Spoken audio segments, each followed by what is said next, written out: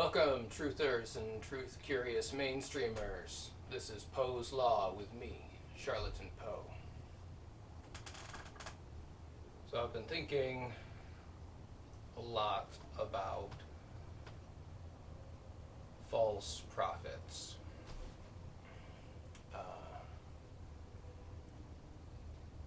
It turns out it was fine that I had messed up that Finnegan's Wake trance. There are do-overs, so I did it a couple times more through off camera. It was perfect and even better. That was great, and it really it did start to open up my 8th chakra, and I understood why I had the carnelian pendant once things really started to get going.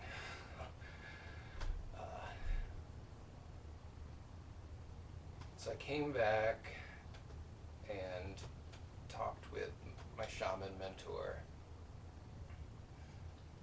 and she said, I'm starting to get it, which is what she said last time. And it probably means I'm just taking baby steps, which makes sense for me. Sometimes I think I do that because I'm careful, and sometimes I think I do that because I'm lazy. So, but baby steps are still baby steps in the right direction. So the reason it connected to false prophets is there's something about the language of Finnegan's Wake, which is like the way it's got the logic of a dream. And maybe the best way to wake up in a time like this is to go further into the dream. And it makes sense that that's through words. Well, it's in the beginning, there was the Word, and the Word was God.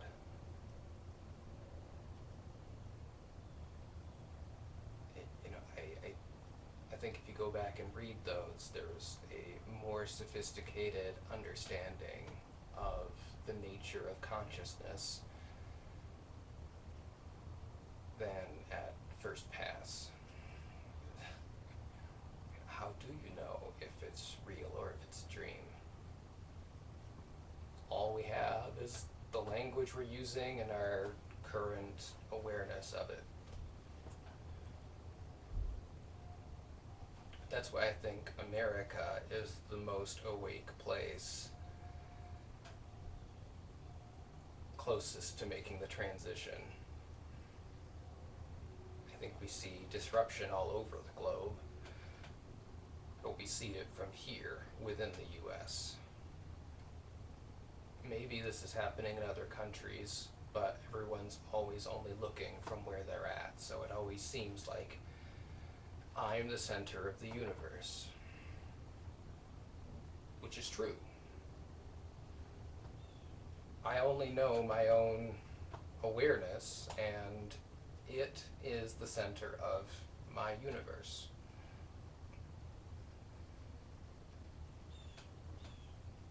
So when the Founding Fathers wrote the Constitution, I think they were reacting 7 moves ahead of where the world actually was. They were some pretty awake people. I think it was a mixed bag of whether they were working for the light or for whatever else there is. But they were far ahead because they recognized there's literalism, taking words to represent exactly the structure. There's this strange kind of actuality and immediacy to one mode of language, which was seen for both the cross and the crown. When they founded America, they separated from both those things because we have the Pope and we have the King, and in both cases the word literally is what it is. Those aren't flesh and blood human beings. They are avatars walking the earth.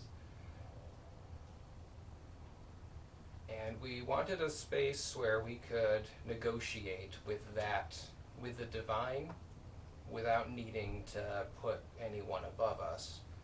And so we went all the way through a middle ground of irony and kind of distance to a different kind of literalism by enshrining ink and paper as our symbol. We smashed one set of idols and raised up another. Believing in the Constitution is a kind of literalism. It is a work of literature. It's literally literalism.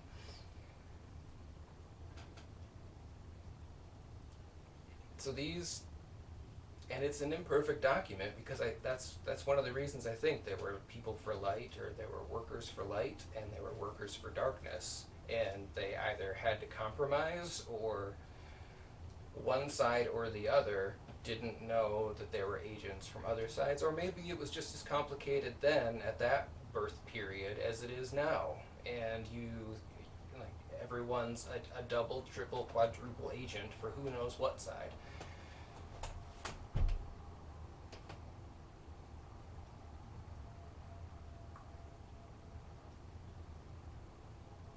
In that total case, though, for then and now, and the civilizations across the ocean and your perspective on your life,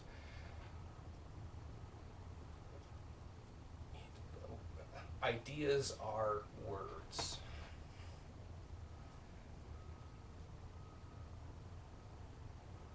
Letters are symbols.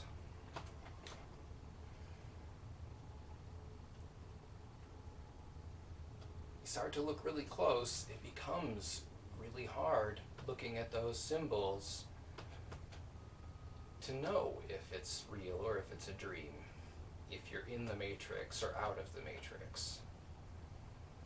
You can start to see the code there in both cases. In all cases, if you look close enough, you can see the code, like getting close to your screen and seeing the pixels. It doesn't stop being a picture of what it is, but you realize that picture is also not what it seems. And you go down and you think about that hard enough, and if somebody offered you a red pill and a blue pill, and one woke you up and one kept you asleep, how would you know if you were awake or asleep? And how would you know that what you were seeing as red pill and blue pill were actually the colors that you were seeing and not an illusion created by whoever was making the offer? I don't know that you would.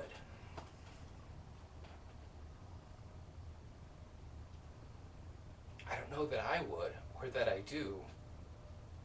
And this is sometimes why it seems like I don't believe what I'm saying, because it's confusing. And now I'm trying to figure out a conspiracy through time on top of it. So all this language research, I ended up with this pile of books by William Burroughs, and I feel like I have to learn how to read all over again, or maybe I need to forget how to read to get through these. He says death needs time for what it kills to grow in. And when I Googled that, there was like some show references, and I tried it with quotes and without quotes and putting like ands in between.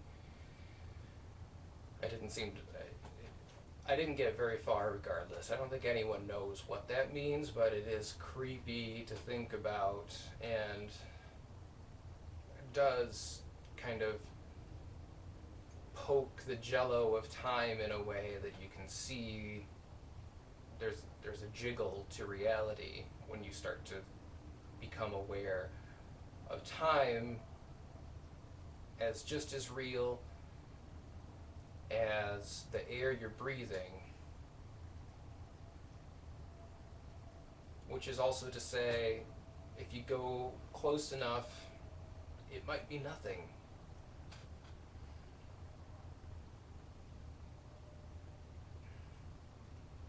So listen to all that, and remember that I was just minding my own business, shopping in a thrift store, and why would I put myself through having to think through all of that if I was just making this up? So just please, if you don't like it, stop listening. And if you like it, keep listening, because I think we're keeping each other going. I have to imagine it's only a matter of time before whoever is supposed to be getting these messages from our anonymous source, G. Gordon Liddy, that they're gonna come and they're gonna find me.